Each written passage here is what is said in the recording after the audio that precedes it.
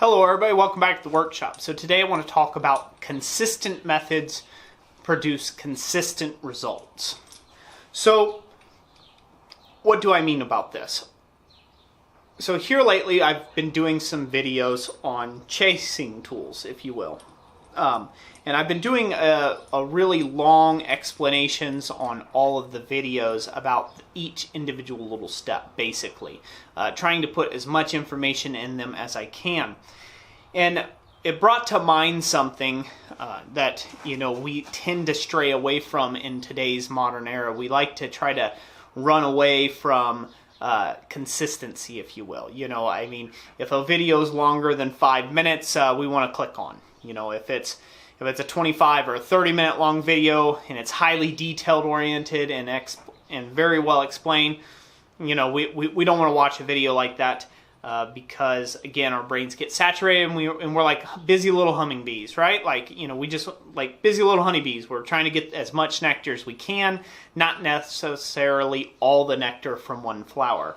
So but if you can indulge me for just another minute or minute and a half or so, consistent methods will lead to consistent results. So basically with the whole chasing tool video series that I've done, if you'll notice, every last one of them are almost the same. They have pretty much identical, consistent methods of taking and working.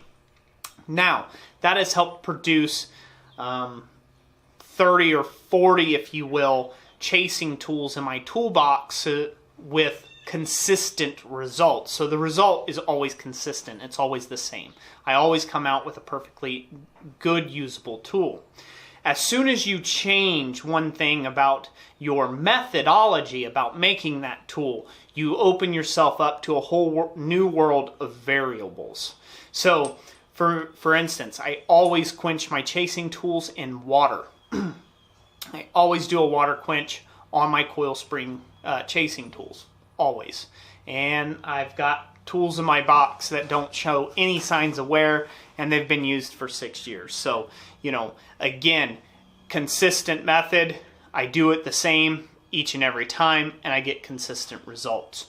Now, if I were to try the same thing with a different steel type, or I were to try the same thing with maybe a different quench medium like oil, or maybe a different thing. I've always done my tools, my chasing tools, out of a coal forge.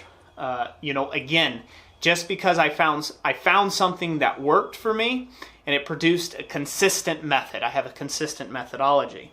All of my chasing tools, if I can show these off, are the same length.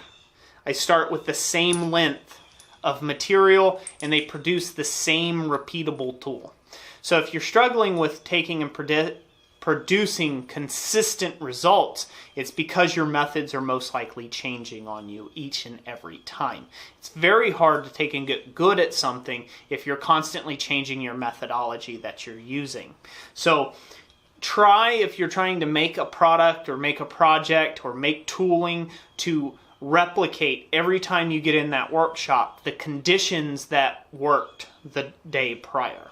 So if that means the conditions were right and you were making hammers and you used a certain amount of hammers on one side, then you flipped it a certain amount of hammers on the other side, and that punched out the slug of the material, don't deviate from that and try to go off the whim and say, well, maybe I can just get it done with just 2 whacks. What you'll do is you'll introduce a variable. And if you don't believe me, go ahead and go out in the shop and try it. And I guarantee you I'm correct on this. So try to keep in mind while you're forging, when it comes to that end result that works out, what did it take to get there and how well did it work? A lot of times you'll find ways of becoming more efficient and you'll find ways of becoming better at making that one thing, whether it be a bottle opener or a fire poker or a coat rack or chasing tools or whatever or what have you. So hopefully that encourages you somewhat. Be really observant of your methods in the shop and see what type of results those are producing you. This will also highlight to you that if you're not using a good method, and you're constantly not getting the result, it means you're not using a good method, and you need to change that up a little bit.